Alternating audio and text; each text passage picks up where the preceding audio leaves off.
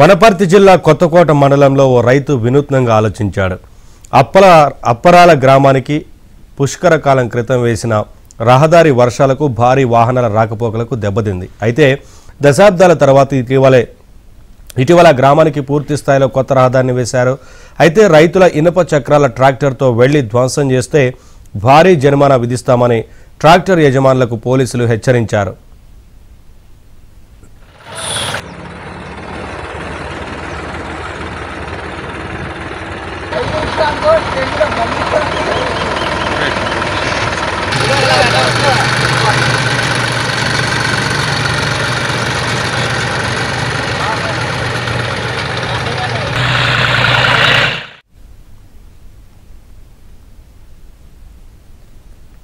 ఈ సమస్యకు సురేష్ అనే ట్రాక్టర్ డ్రైవర్ పరిష్కారం చూపాడు.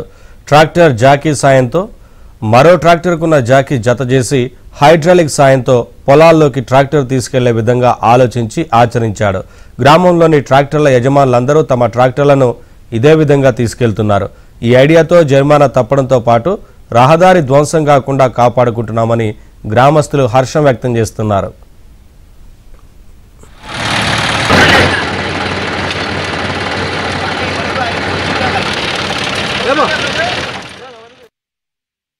మనకు ఊరికి విలేజ్ కి రోడ్ లేదు కాబట్టి ఒక 14 ఏళ్ళు అవుతుంది రోడ్ లేక. ఇప్పుడు కొత్త రోడ్ వేసారు కాబట్టి వీల్స్ బండ్లు దొరికితే ఖరాబ్ అవుతుంది కాబట్టి అలా అనే ఆలోచిస్తుంటే ఒకటి యూట్యూబ్ లో అప్పుడే చూస్తే యూట్యూబ్ లో కనబడ్డది. కాబట్టి అదే సిస్టమ్ వాళ్ళు చేసినట్టు నేను చేసిన.